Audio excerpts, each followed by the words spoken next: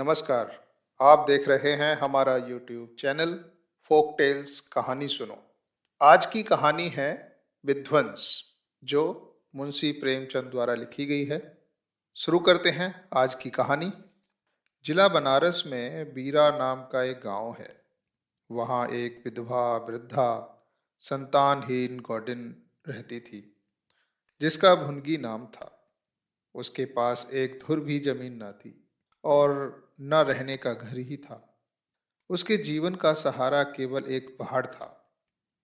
गांव के लोग प्राय एक बेला चवेना या सत्तू पर निर्वाह करते ही हैं, इसलिए भुनगी के भाड़ पर नित्य भीड़ लगी रहती थी। वह जो कुछ भुनाई पाती वही भून या पीस खा लेती और भाड़ ही की झोंपड़ी के एक कोने में पड़ी रहती। वह प्रातःकाल उठती और चारों ओर से भाड़ झोंकने के लिए सूखी पत्तियां बटोर लाती। पहाड़ के पास ही पत्तियों का एक बड़ा ढेर लगा रहता था। दोपहर के बाद उसका भाड़ जलता था, लेकिन जब एकादशी या पूर्णमासी के दिन प्रथा अनुसार भाड़ न जलता या गांव के जमींदार पंडित उदयभान पांडे के दाने भूनने पड़ते, उस दिन उसे भूखे ही सो रहना पड़ता था। पंडित जी उससे बेगार में दाने ही न भुनवाते थे, बल्कि उसे उनके घर का पानी भी भरना पड़ता था। और कभी-कभी इस हेतु से ही भी भाड़ बंद रहता था। वह पंडित जी के गांव में रहती थी, इसलिए उन्हें उससे सभी प्रकार की बेगार लेने का अधिकार था। उसे अन्याय नहीं कहा जा सकता। अन्यथा केवल इतना था कि बेगार सूखी लेते थे। जमींदार की धारणा यह थी कि जब खाने को ही दिया गया तो बेगार कैसी। किसान को अधिकार है कि बैलों को दिन भर जोतने के बाद शाम को खूंटे से भूखा बांध दे। यदि वह ऐसा नहीं करता तो यह उसकी दयालुता नहीं है, केवल अपनी हित चिंता है। पंडित जी को उसकी चिंता न थी, क्योंकि एक तो भुनगी दो एक दिन भूखी रहने से मर नहीं सकती थी, और यदि देव योग से मर भी जाती तो उसकी जगह दूसरा गौंड बड़ी आसानी से बसाया जा सकता था। पंडित जी की यही क्या कम कृपा थी कि वह भुनगी को अपने गांव में बसाए हुए थे। चैत का महीना था और संक्रांति का पर्व। आज के दिन नए अन्न का सत्तू खाया और दान दिया जाता है। घरों में आग नहीं जलती। भुनगी का भाड़ आज बड़े जोरों पर था। उसके सामने एक मेला सा लगा हुआ था। सांस लेने का भी अवकाश न था। भुनगी ग्राहकों की जल्दबाजी पर कभी कभी झुंझला पड़ती थी कि इतने में जमींदार साहब के यहाँ से दो बड़े बड़े टोकरे अनाज से भरे हुए आ पहुंचे और हुक्म हुआ कि अभी भून दें। भुनगी दोनों टोकरे देखकर सहम उठी। अभी दोपहर था, पर सूर्यास्त से पहले इतना अनाज भुनना असंभव था। घड़ी दो घड़ी और मिल जाते तो एक अठवारे के खाने भर का अनाज हाथ आता। दैव से इतना भी न देखा गया। इन यमदूतों को भेज दिया। अब पहर रात एक सैंत मैत में भाड़ में जलना पड़ेगा। उसने नैराश्य भाव से दोनों टोकरे ले लिए। चपरासी ने डांट कर कहा, देर ना लगे, नहीं तो तुम जानोगी। भुनगी, यहीं बैठे रहो, जब भुन जाए तो ले जाना। किसी दूसरे के दाने छूं तो हाथ काट लेना। चपरासी, बैठने की हमें छुट्टी नहीं है, लेकिन तीसरे पहर तक दाने भुन जाएं। चपरासी तो यह ताकीद करके चलते बने और भुनगी अनाज भूनने लगी। लेकिन मन भर अनाज भूनना कोई हंसी तो थी नहीं। उस पर बीच बीच में बुनाई बंद करके भांड भी झोंकना पड़ता था। अतएव तीसरा पहर हो गया और आधा काम भी न हुआ। भुनगी को भय हुआ कि जमींदार के आदमी आते होंगे। आते ही गालियां देंगे, मारेंगे। उसने और वेग से हाथ चलाना शुरू किया। रास्ते की ओर ताकती और बालू नाद में छोड़ती जाती थी, यहाँ तक कि बालू ठंडी हो गई, सेवड़े निकलने लगे। उसकी समझ में ना आता था क्या करे। ना भूनते बनता था, ना छोड़ते बनता था। भुनगी सोचने लगी, कैसी विपत्ति है। पंडित जी कौन मेरी रोटियां चला देते हैं, कौन मेरे आंसू पहुंच देते हैं। अपना रक्त जलाती हूं तब कहीं दाना मिलता है। लेकिन जब देखो खोपड़ी पर सवार रहते हैं। इसलिए ना कि उनकी 4 उंगल धरती से मेरा विस्तार हो रहा है। क्या इतनी सी जमीन का इतना मोल है? ऐसे कितने ही टुकड़े गांव में बेकाम पड़े हैं, कितनी बकरियां उजाड़ पड़ी हुई हैं, वहां तो केसर नहीं उपजती। पर मुझी पर क्यों यह आठों पहर धौंस रहती है? कोई बात हुई और यह धमकी मिली कि भाड़ खोद कर फेंक दूंगा, उजाड़ दूंगा। मेरे सिर पर कोई होता तो क्या बौछारें सहनी पड़ती। वह इन्हीं कुत्सित विचारों में पड़ी हुई थी कि दोनों चपरासियों ने आकर कर्कश स्वर में कहा, क्यों री, दाने भुन गए? भुनगी ने निडर होकर कहा, भून तो रही हूं, देखते नहीं हो? चपरासी, सारा दिन बीत गया और तुमसे इतना अनाज न भुना गया? यह तू दाने भून रही है कि उन्हें चौपट कर रही है? यह तो बिल्कुल सेवड़े हैं, इनका सत्तू कैसे बनेगा? हमारा सत्यानाश कर दिया। देख तो आज महाराज तेरी क्या गति करते हैं। परिणाम यह हुआ कि उसी रात को भाड़ खोद डाला गया और वह अभागिनी विधवा निरावलंब हो गई। भुनगी को अब रोटियों का कोई सहारा ना रहा। गांव वालों को भी भाड़ के विध्वंस हो जाने से बहुत कष्ट होने लगा। कितने ही घरों में दोपहर को दाने ही न मयस्सर होते। लोगों ने जाकर पंडित जी से कहा कि बुढ़िया को पहाड़ जलाने की आज्ञा दे दीजिए, लेकिन पंडित जी ने कुछ ध्यान न दिया। वे अपना रौब न घटा सकते थे।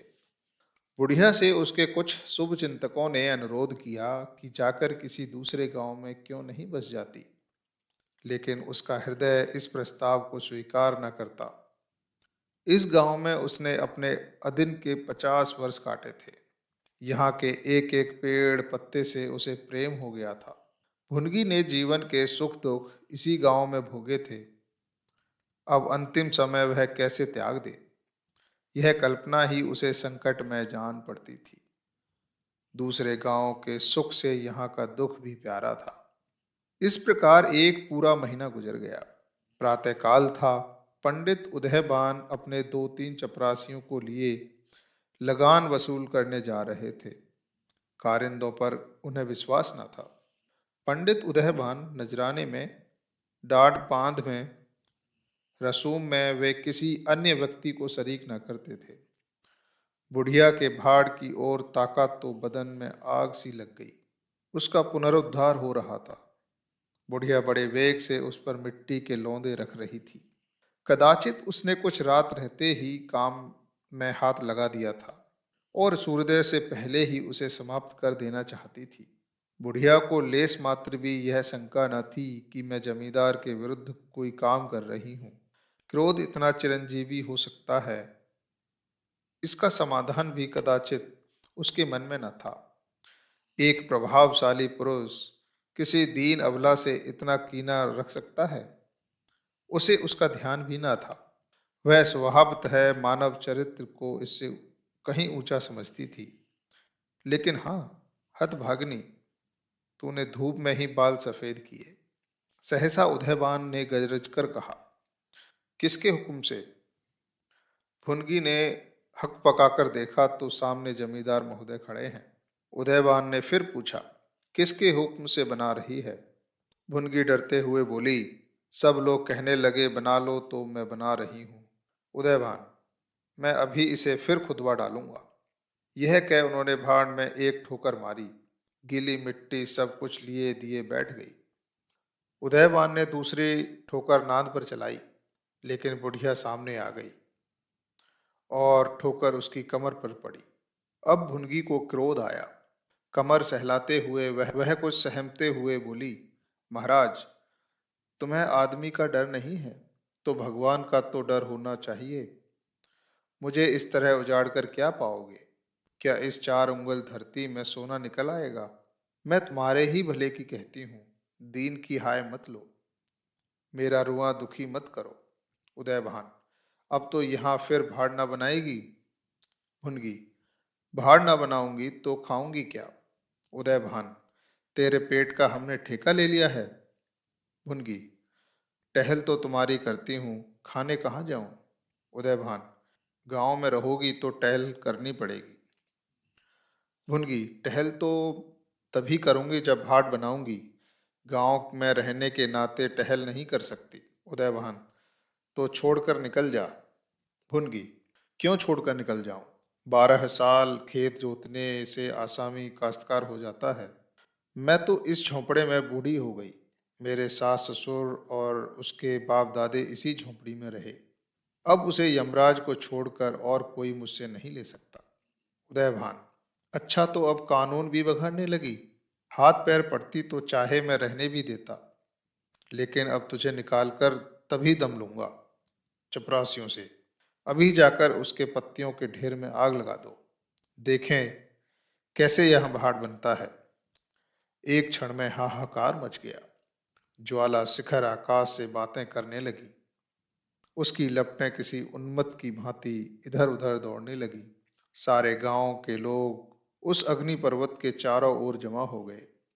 भुनगी अपने भाड़ के पास उदासीन भाव में खड़ी यह लंका दहन देखती रही। अकस्मात वह बेग से आकर उसी अग्निकुंड में कूद पड़ी। लोग चारों तरफ से दौड़े, लेकिन किसी की हिम्मत न पड़ी कि आग में मुंह जाए। क्षण मात्र में उसका सूखा हुआ शरीर अग्नि में समाविष्ट हो गया। उसी दम पवन भी वेग से चलने लगा। ऊर्ध्वगामी लपटें पूर्व दिशा की ओर दौड़ने लगी।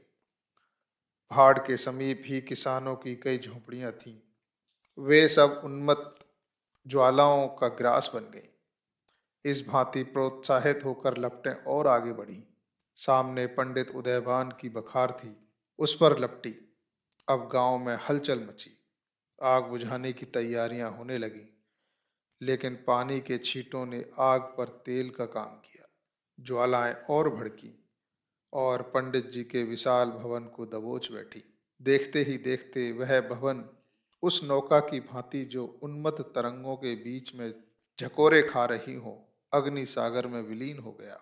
और वह क्रंदन ध्वनि जो उसके भस्मावशेष में प्रस्फुटित होने लगी, भुनगी के शोकमय विलाप से भी अधिक करुणाकारी थी। उम्मीद करता हूँ ये कहानी आपको पसंद आई होगी। ऐसी ही और कहानियों को सुनने के लिए चैनल को सब्सक्राइब कीजिए, लाइक कीजिए, शेयर कीजिए। मिलते हैं एक नई कहानी के साथ अगले वीडियो में। धन्यवाद।